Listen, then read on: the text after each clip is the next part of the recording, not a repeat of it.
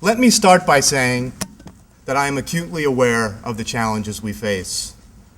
I'm aware, as been pointed out many times this weekend, that things are getting worse. Corporations are spending $17 billion a year targeting children. That's 50,000 times CCFC's annual budget. And it's a striking increase from the $100 million that corporations were spending a year only 25 years ago. I understand that marketing is getting more ubiquitous, more insidious, and more egregious. I know that children are being targeted relentlessly at an earlier and earlier age with the lie that it is brands that will make them happy, cool, powerful, and as we've been talking about these past couple of days, sexy. I realize that the regulatory bodies that should be protecting children from corporations are unwilling or unable to do so and would prefer to let the corporations regulate themselves.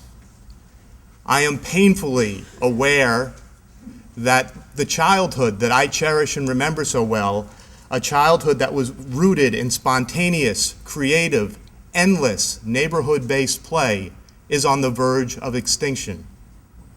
Mostly because it is a childhood that is extremely hard to commodify.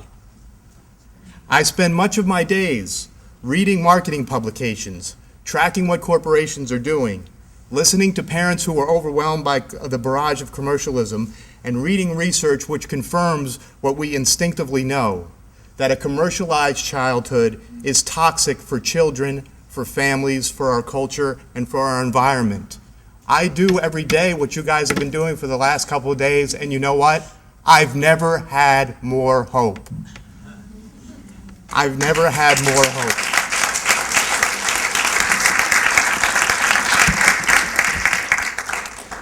Let me tell you a little story about a couple guys named Steve Schulman and Michael Yanoff to illustrate one of the reasons why I have so much hope. In 1989, they started a company called Cover Concepts. And what they did was they gave free textbook covers to schools that came with advertisements on them.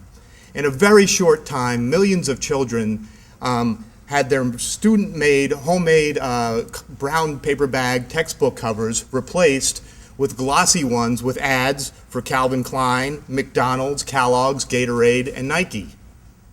Schulman and Yanoff sold their company to Marvel Enterprises a few years ago for what I imagine was a very healthy profit. They thought they had the perfect business model. Convince schools that they have a problem. In this case, it must have been all those, naked textbooks running around without covers. Tell them that you can solve their problem for free. Gain access to a large captive audience of students.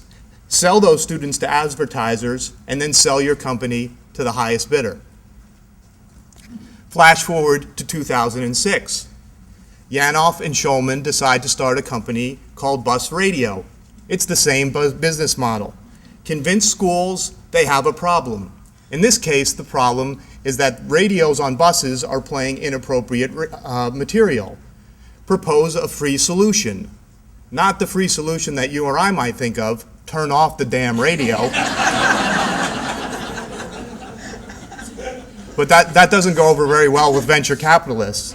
So they proposed the idea of installing special radios that would play special broadcasts for children, and of course would include advertising.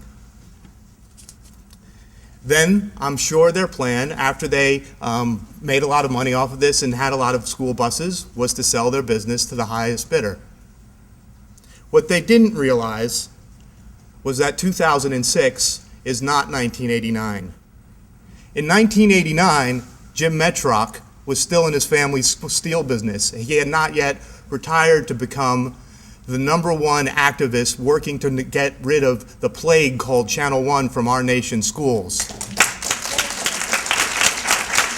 And let me just pause for a second to give my answer to the question, can you believe in capitalism and be in CCFC? Spend 10 minutes on a picket line with Jim Metrock. Spend 10 minutes talking to Jim Metrock about what the work he's done to get Channel One out of so many of the schools in this country. And Jim Metrock is a free market conservative, and then tell me if you can believe in capitalism and be in CCFC.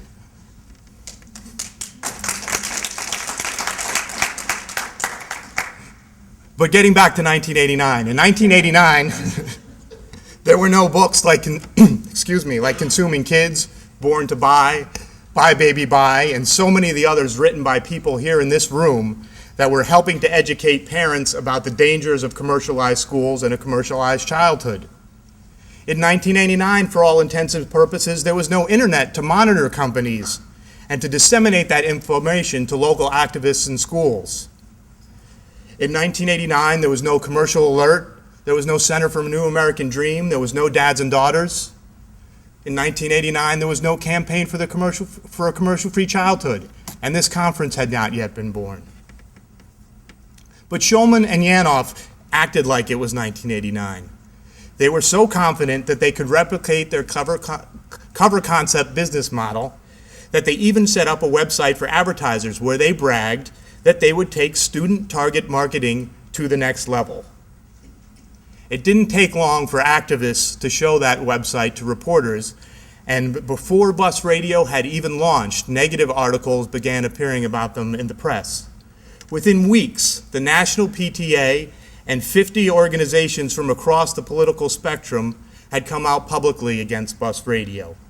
A few months later, at our last summit, CCFC held a protest in front of Bus Radio's funders to kick off the event. Now, Bus Radio has a little bit of a problem. Their big claim is that they play content that's more appropriate than commercial radio. One of the realities of today's age, if you play music for kids that doesn't include that content, they're not going to listen, and then they're not going to listen to your advertisers. So in fact, Bus Radio ends up playing most of the same music that you would hear on commercial radio.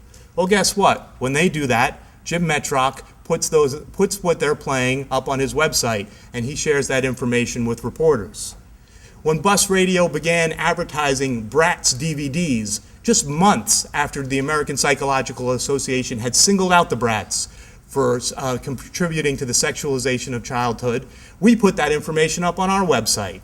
We did the same thing when we found out Bus Radio was advertising Answers.com, which is a service where they encourage kids to look up the answers to their homework on the internet. And in the ad that Bus Radio was playing, one kid actually makes fun of another kid because he's carrying around books.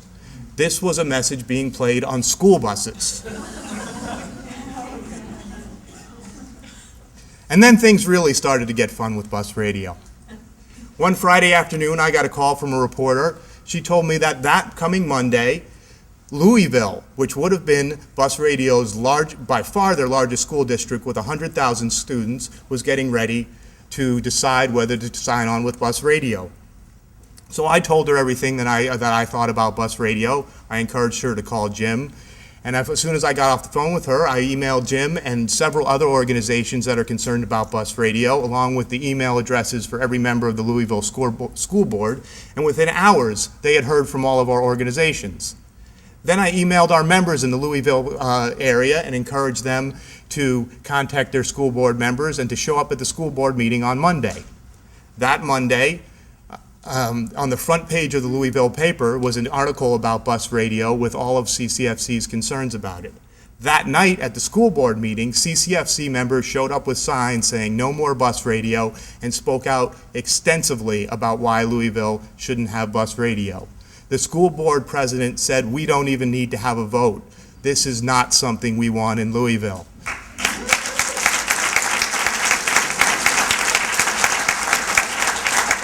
And this is something that has been replicated in towns and cities across America. 2006 is not 1989. But that was just 2006. Since our last summit, just 18 months ago, our movement has grown at a pace we've never thought possible and in ways we never dreamed of. Since our last summit, the number of CCFC members has doubled to nearly 20,000, but that doesn't begin to tell the story. In the last 10 months, as Susan mentioned on Thursday night, we forced 3 of the world's biggest corporations, Kellogg, Disney, and McDonald's, to change their marketing practices.